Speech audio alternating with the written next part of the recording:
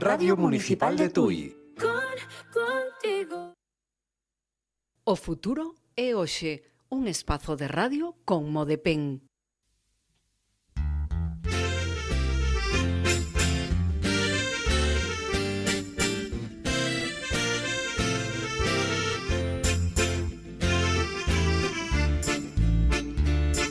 Trabajamos muchos años.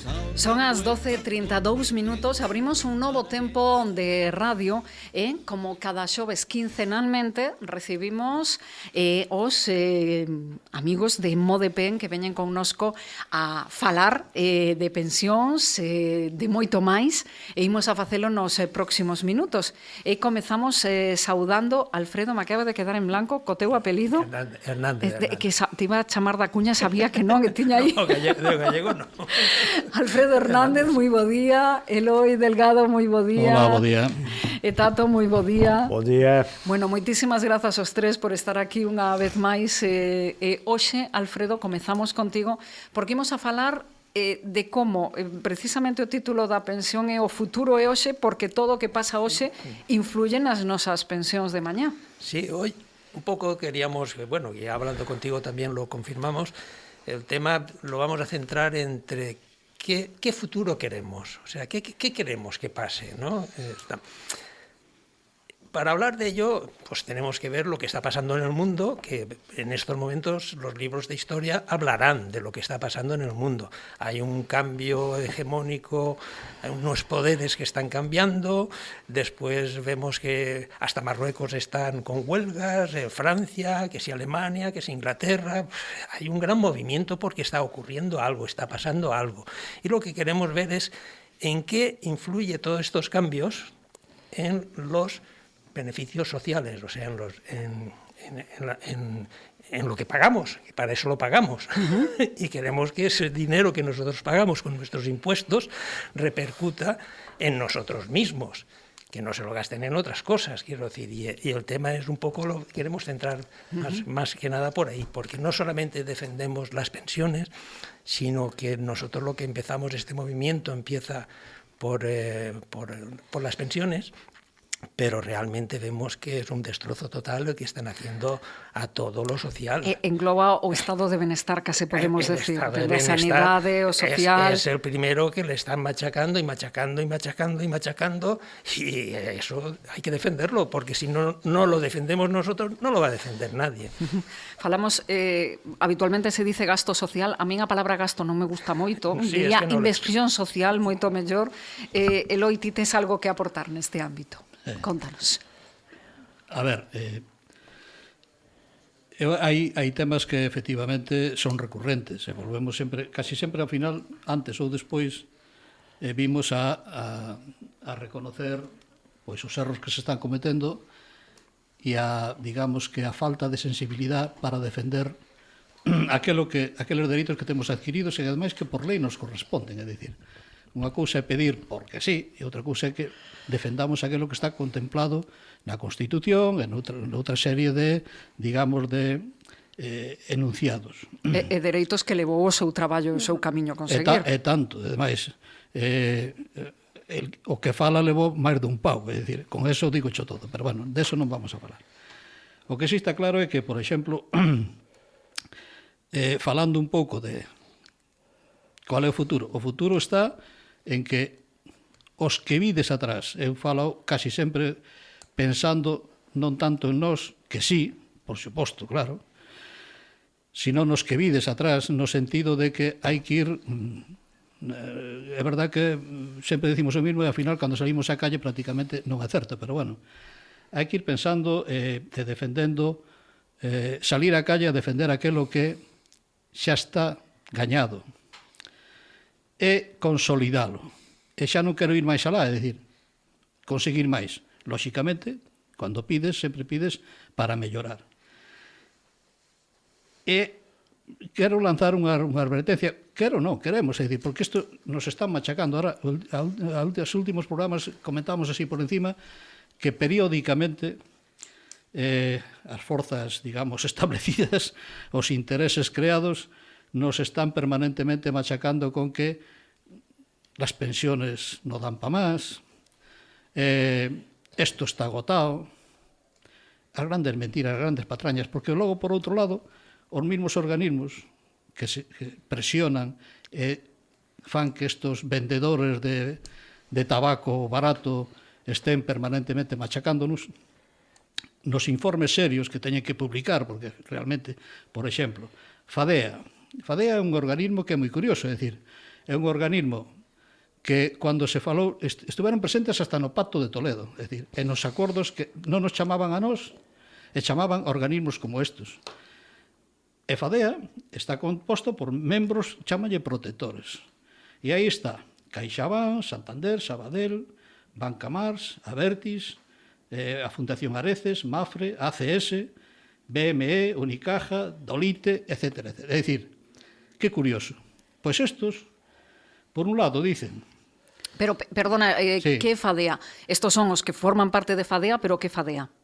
FADEA é un organismo consultor e de opinión que periódicamente se reúnen e nos dicen, primeiro, pretenden, e yo dicen os partidos políticos, o Estado, a opinión pública, e logo os seus medios, nos dicen que como se vai a soportar o sistema de pensións, en que situación está.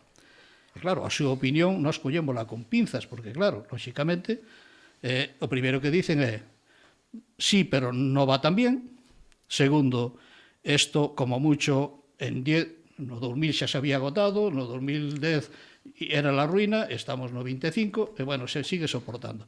Pero periódicamente, como moito cada 5 anos, esta roda se dispara e volve outra vez a sufrir o mismo mecanismo. É ganar a opinión pública e desmoralizarnos. E, sobre todo, desmoralizar aqueles que vides atrás.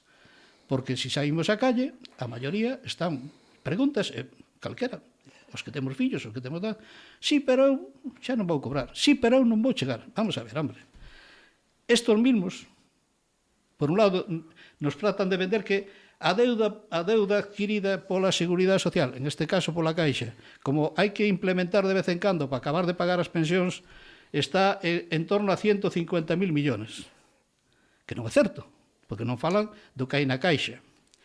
E por outro lado non falan de que hai unha auditoría aprobada hai 2 anos en donde os partidos políticos, o Parlamento, dixo que sí, que había que ter esa auditoría porque xa se reconoceu ali que hai máis de 100.000 millóns que se gastaron indebidamente extraídos da Caixa de Pensións e que iban a dar contas e a ver como, digamos, non digo devolvelo, pero sí compensalo. Non se volvió a hablar. Aí non falan deso. Por lo tanto, non é que hayan a deuda, é que ainda nos deben diñeiro. Isto tamén temos que decirlo. Por lo tanto, si estamos ben. E logo, finalmente, reconocen, en este último informe, que hasta el año 2050 el sistema tal como está montado, con as últimas reformas e que a ampliación de un ano máis na edad, etcétera, etcétera, sí cumple la normativa europea e pode ser sostenible. Digo, a ver, pois calaivos, e en vez de estar vendendo a moto, decir, porque logo dicen, hai solución, e a única solución que dá é apuntaivos aos planes privados de pensiones. Digo, hombre, claro, si mayoritariamente é a banca que está aquí representada, que van a decir? Digo eu, e nós que lle dicimos? Que lle dicides os que vides atrás? Cos vosos sueldos tedes para pagar 200 euros ao mes para meter nese burato? Non. Porque o que gane máis de 1.200 euros que levanta a man. Digo eu. E se vive cos pais non ten que pagar alquiler. Se paga alquiler ten que ter 2 traballos. E se non nos ten, non pode ter parexa ni pode ter familia. Eso é o que nos preocupa. Entonces, ollo con isto que nos están vendendo, porque ademais ves os telexornales, etcétera, etcétera, e é o que vives. Los parlanchines isto de noche e non sei que, está de moda. Ves, cada 4 programas 3 falan algo das pensións. Pero nunca a favor, senón a ver como lo aguantamos, a ver como lo sostenemos, e eu digo, coño, eso non é o plan. Non é eso.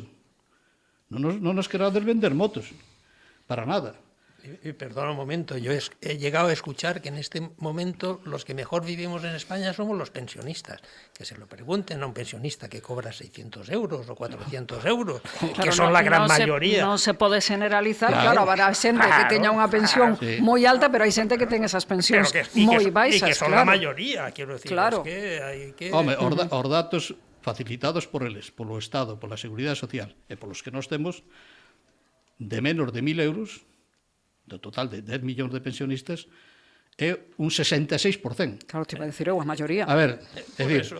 e logo, de menos de 1.000 euros, pero de 1.000 a 1.100 ou 1.200, posiblemente sea outro 40 ou outro 30%. E que cubren máis, poden ser como moito un 20 ou un 25%. Claro, a ver, algún, igual Claro. que da media No, normal de soldos, claro, hai quen cobra claro, moito. Claro, e que- logo, claro.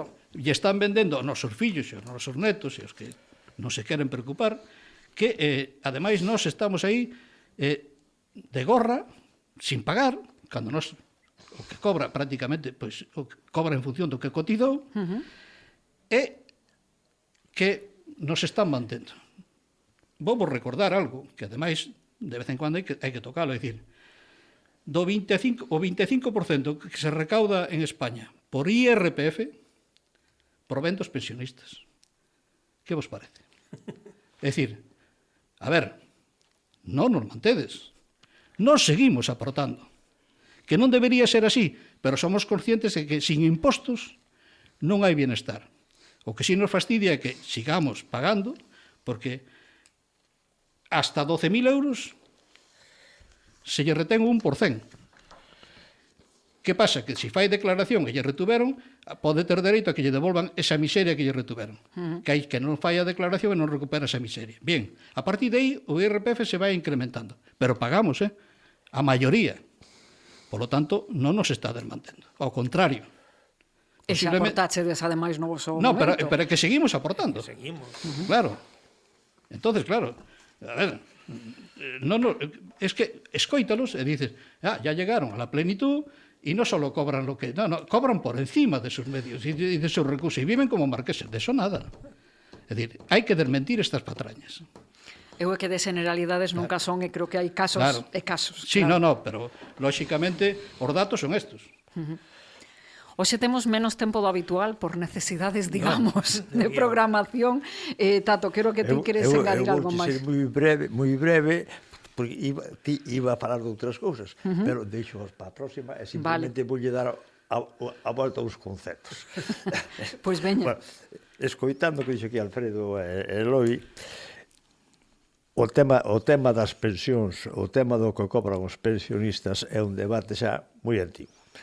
Hai unha parte que é a oligarquía económica que dice que hai que privatizar e hai unha parte social que fundamentalmente son o movimento de pensionistas que decimos que non que é sostenible. Entón, con datos do INE. Este ano, o mes de agosto, os ingresos polas cotizacións foron 159.169 millóns. Os gastos 153.000. O sea, hubo un aforro hasta agosto de 6.059 millóns de euros. Aforro a caixa. Si nos basamos na situación actual, donde os salarios generalmente son baixos, non están de acordo co índice do costo da vida, ni co que costa hoxe a vida, pois non está mal. Que pasaría se os salarios se actualizan e se poñen ao nivel que necesita calquer ciudadano para ter unha casa, para vivir os seus estudios e estudiar? Pois que en vez de 6.000 millóns, igual eran 12.000 millóns o aforro. ¿No? Entonces non é que non sea posible a asistencia. O que están facendo están facendo imposible porque políticamente os oligarcas e determinados partidos deste país lles interesa desprestigiar o movimento de pensionistas e desprestigiar e que a xente cree que están facendo un favor se lle dan 600 euros de axuda social. Ese é o problema, é unha cuestión de política social e, por tanto, hai que empezar a falar de política social.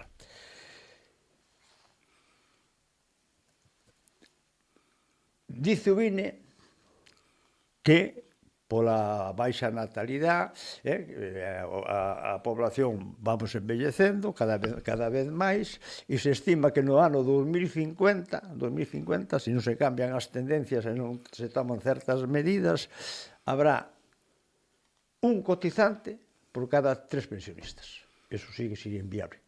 Eso é totalmente inviable, co cual hai que tomar medidas. Hai que aplicar políticas sociales que palien ese tema. Entón, diso tamén tendremos que falar en algún momento.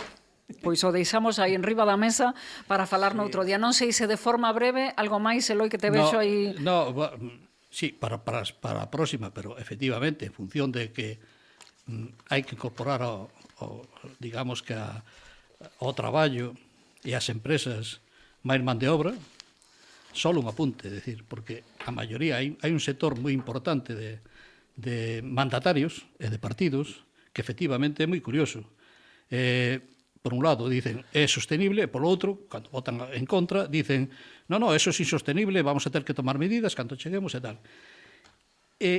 Porque non llega el dinero e non hai dinero e non sei que. Pois, 3 notas. Diputados no Parlamento, 350. Senadores, 266. Diputados autonómicos, 1.200.